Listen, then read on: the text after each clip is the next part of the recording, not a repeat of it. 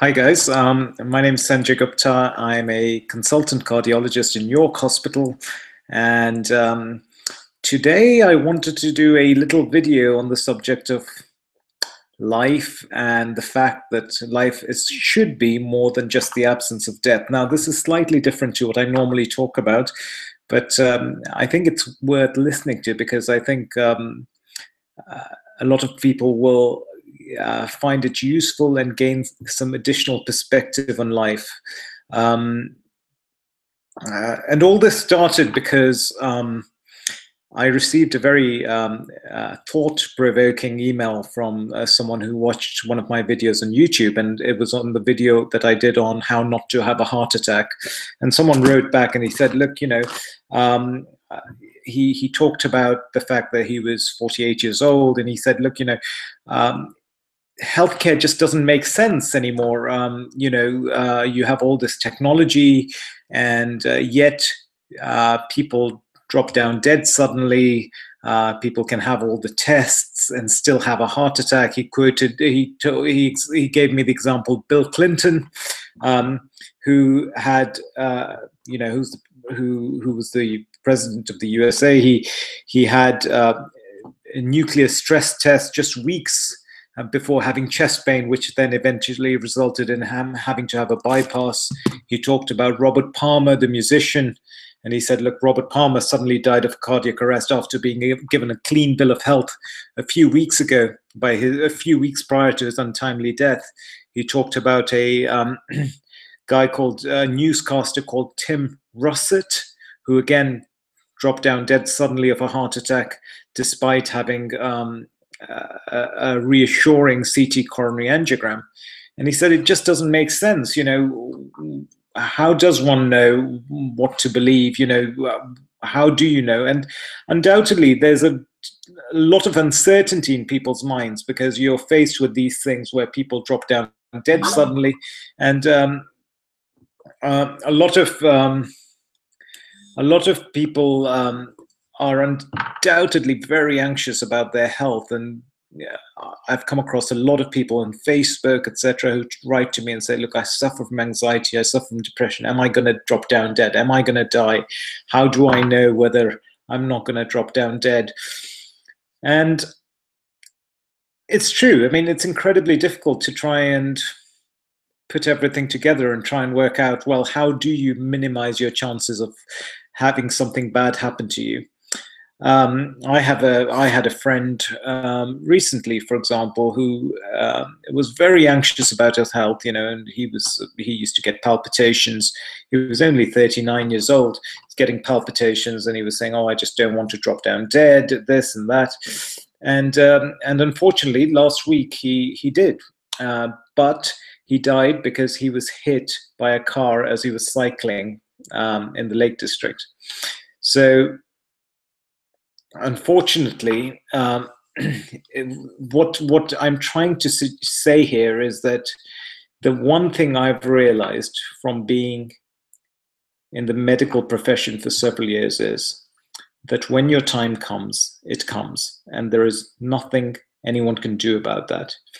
And the sooner we begin to accept that, the better it is, because it's not meant to be a sort of completely depressing statement. It allows you to try and get that out of the way, that issue of when am I going to die? Well, when you're going to die, you're going to die. And no doctor is going to be able to categorically prevent that. And the reason for that is because, no one can guarantee how long you're going to live. No one can absolutely say, I have prevented your life. When you have something and you survive because that was meant to be. And you can be in the best hospital, you can be in the best, have the best facilities. And despite that, if your time comes, it comes, okay? And it doesn't have to be because of your heart. It could be because you're unfortunate enough, etc. So I think people worry unnecessarily about something that they have no control over. How long you live, you have very little control over, okay? And people spend a ton of time getting anxious about how long they're going to live. When I look at all this and I think, well, what dictates health ultimately? And really, it is important to say your health and your quality of life, not your quantity of life, but your quality of life is the most important thing you have. People worry so much about their quantity of life. They worry about, are they going to drop down dead? I don't think that's as important as your quality of life. What you want to know is that you're living well and you're living healthily. And if something happens, it happens. There is nothing you can do about that. We've already worked that out.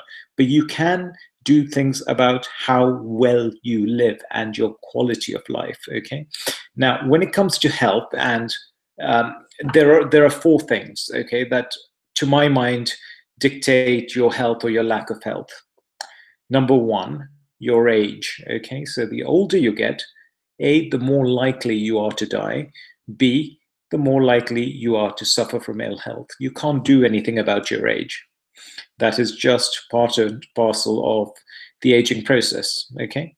Number two, your genetics. Again, you can't do anything about your genetics, but if you've inherited bad genetics, then you're more likely to suffer than if you haven't. If you've got good genetics, you're generally more likely to do better than if you've inherited bad genetics.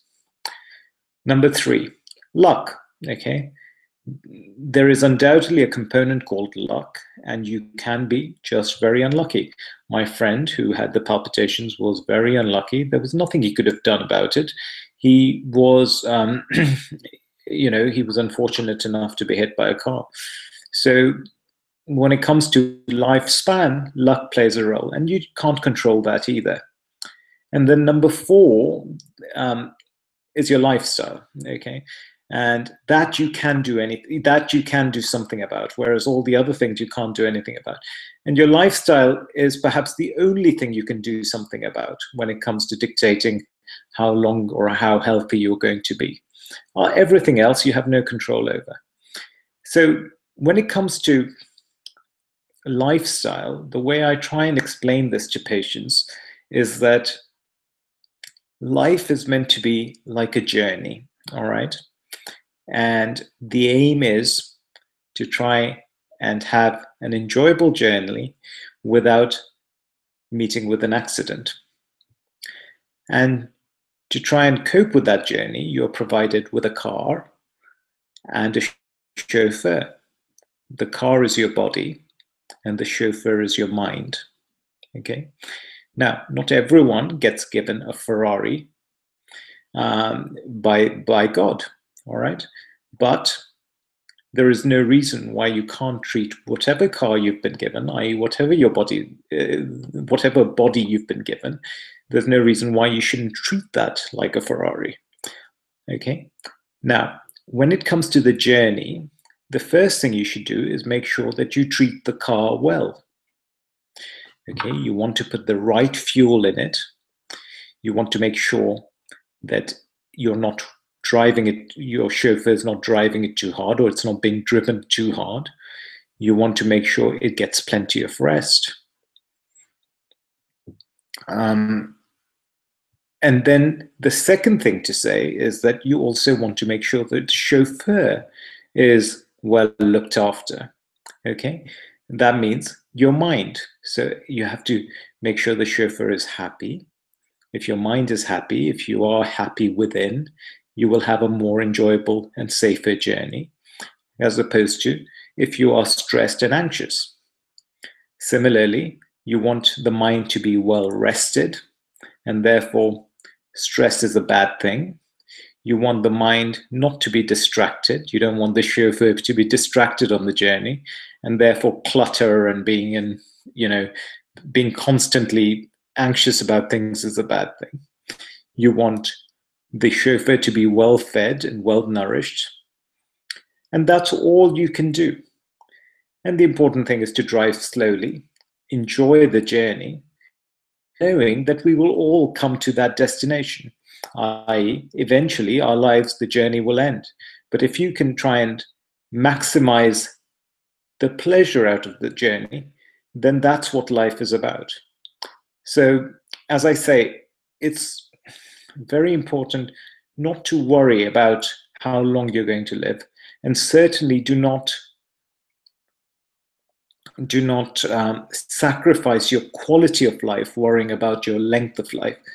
From terms of your quality of life and your length of life, the only thing you have control over is your lifestyle. You try your best with your lifestyle, get the right kind of nutrition in, i.e., avoid processed food, get healthy food in, freshly grown food. Number two, put the right things in your body. So avoid cigarettes, which are bad, avoid pollutants, which are bad, avoid exposure to dust, etc., which are bad. Number two, get plenty of exercise, but don't do too much. So it's good to do exercise in moderation. It's certainly not a good idea to do no exercise.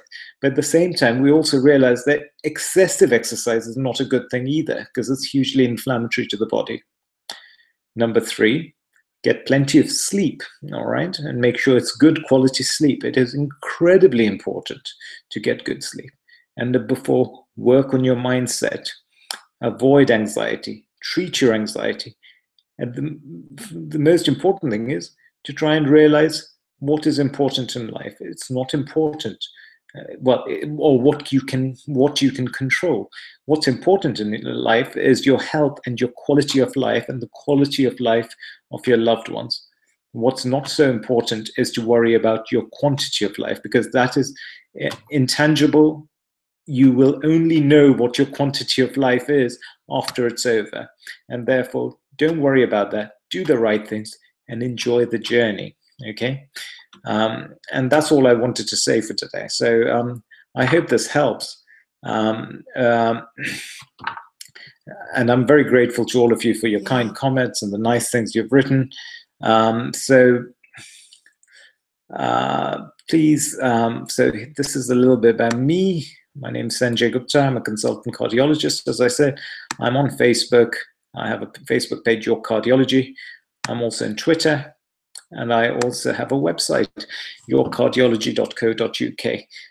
And you can also get in touch with me by my secretary on 01904725811. Her name is Jeanette, and she's very nice. All right. Take care. Bye.